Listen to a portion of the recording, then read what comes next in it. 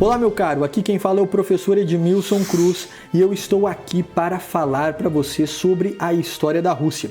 Mas antes de explicar para você todo o contexto histórico da Rússia e da Ucrânia e deste conflito que está ocorrendo, eu peço que você se inscreva aqui no canal, ative os sininhos das notificações e também deixe aqui o seu comentário agradecendo a nós que estamos produzindo este conteúdo para você e assim você pode usá-los nas suas aulas para aprender ainda mais, tá certo? Então segue aí a vinheta e logo vem os vídeos.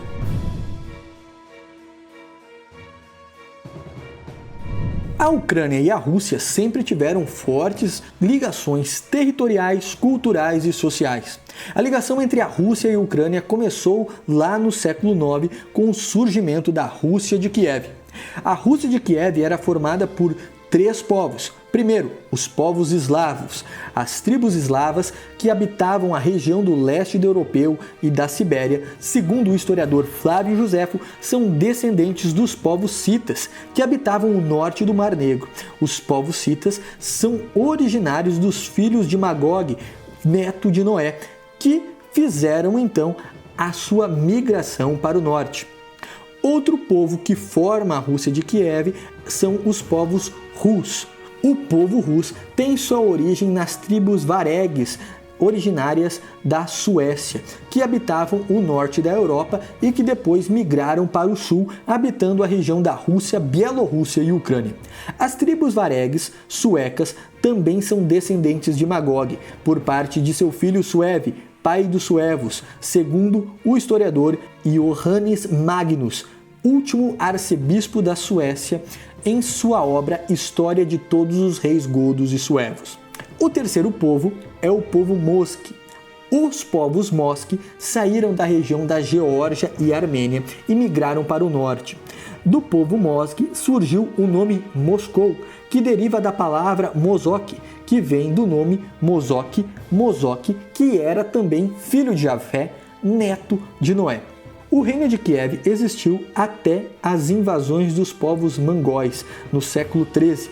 O território da Ucrânia, fragilizado com as invasões, tornou-se parte do reino da Polônia e foi controlado pelo Grão-Ducado da Lituânia, governado pela rainha Santa Edviges da Polônia. No século XVII, o reinado da Polônia não resistiu às rebeliões internas e, deste modo, o território atual, o da Ucrânia, ficou dividido entre o Império Austríaco do lado oeste e o Império Russo do lado oeste. Durante o governo russo, a região do leste da Ucrânia passou por um grande processo cultural daquilo que podemos chamar de russificação.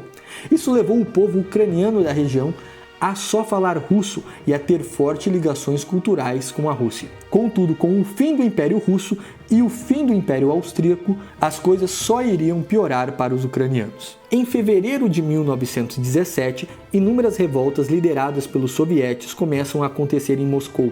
Os revoltosos pediam o fim da monarquia e a saída da Rússia da Primeira Guerra. Liderados pelos mencheviques, a população toma o parlamento e inicia um governo provisório. Neste momento começa a Revolução Comunista na Rússia. Um detalhe muito importante: os comunistas da Rússia possuíam dois lados. Um lado chamado mencheviques, eram os comunistas que seguiam a linha marxista da social-democracia, guiado pelos ideais de Marx descritos no livro Capital. Os bolcheviques eram os comunistas mais revolucionários, defendiam uma revolução armada e sangrenta.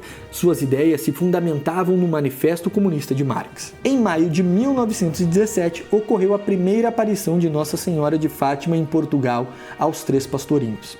Veja, no mesmo ano da Revolução ocorre a aparição em Fátima. No dia 13 de julho de 1917, Nossa Senhora revela uma mensagem aos pastorinhos que foi dividida em três partes, ou seja, três segredos, que na segunda parte, no segundo segredo, Nossa Senhora diz: Deus quer estabelecer no mundo a devoção ao meu imaculado coração. Se fizerem o que eu vos disser, salvar-se-ão muitas almas e terão paz. A guerra vai acabar, mas se não deixarem de ofender a Deus, no reinado de Pio XI começará a outra pior. Quando virdes uma noite iluminada por uma luz desconhecida, sabei que é grande o sinal que Deus vos dá, e que vai punir o mundo de seus crimes por meio da guerra, da fome e da perseguição à Igreja e ao Santo Padre.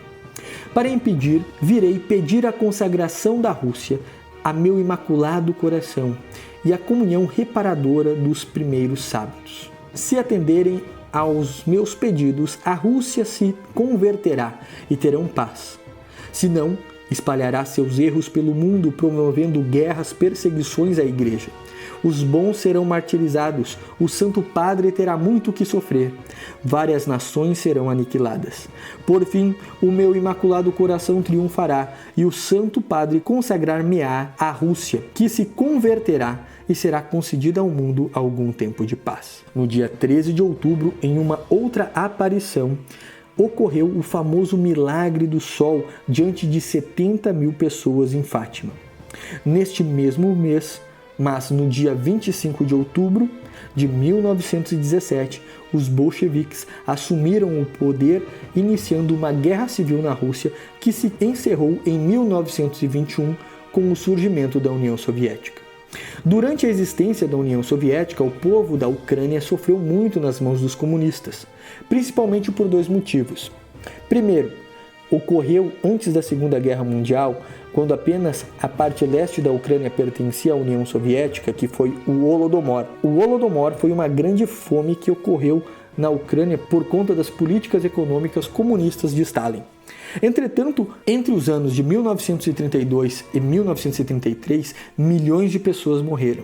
É difícil dizer estimativa, mas há fontes que apontam para algo entre 3,5 milhões a 10 milhões de pessoas.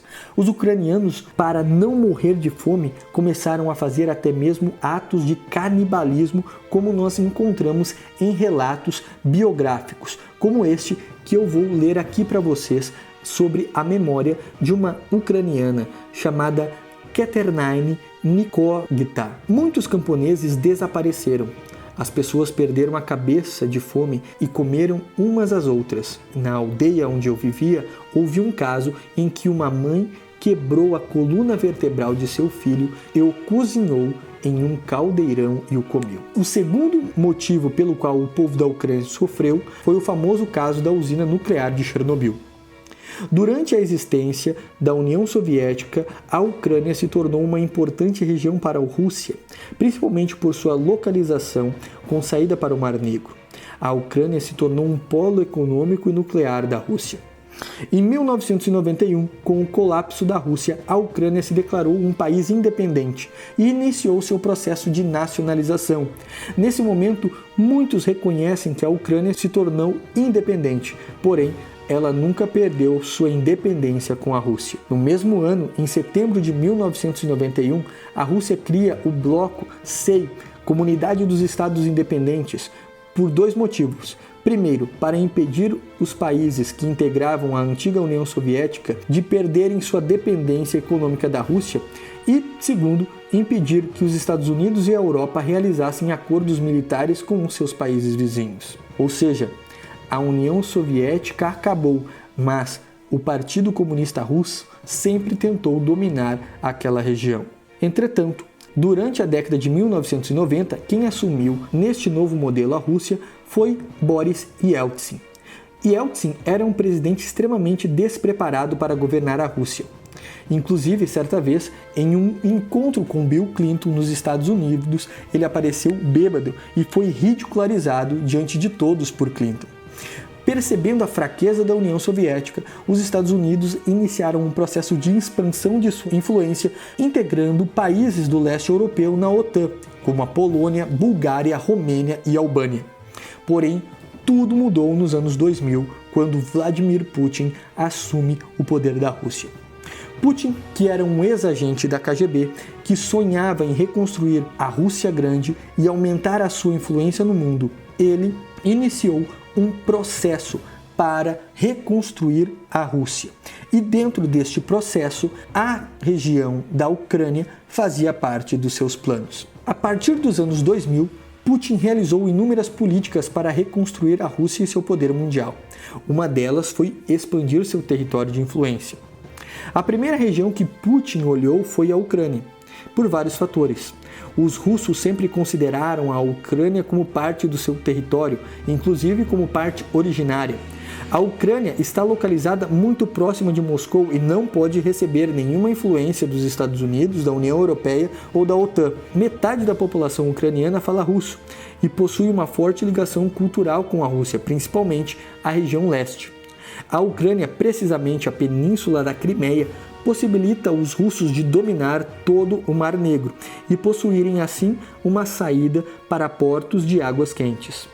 Dois dos grandes gasodutos da Rússia também passam pelo território ucraniano, e isso torna a Ucrânia um país importante culturalmente e geopolítico para a Rússia. Entretanto, a Rússia não podia atacar a Ucrânia do nada. Ela precisa de uma boa desculpa. E a desculpa perfeita foi toda a política de John Biden. Bom, meus caros, o nosso vídeo para por aqui. Em um outro momento explicaremos mais sobre a conjuntura atual da Rússia e da Ucrânia.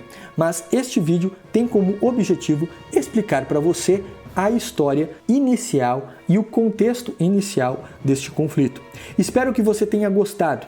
Deixe aqui o seu comentário, a sua curtida e se você ainda não é inscrito, por favor, clique no botão de inscrever-se e ajude a fazer com que esse projeto se perpetue. Conto com você. Um abraço e Deus abençoe.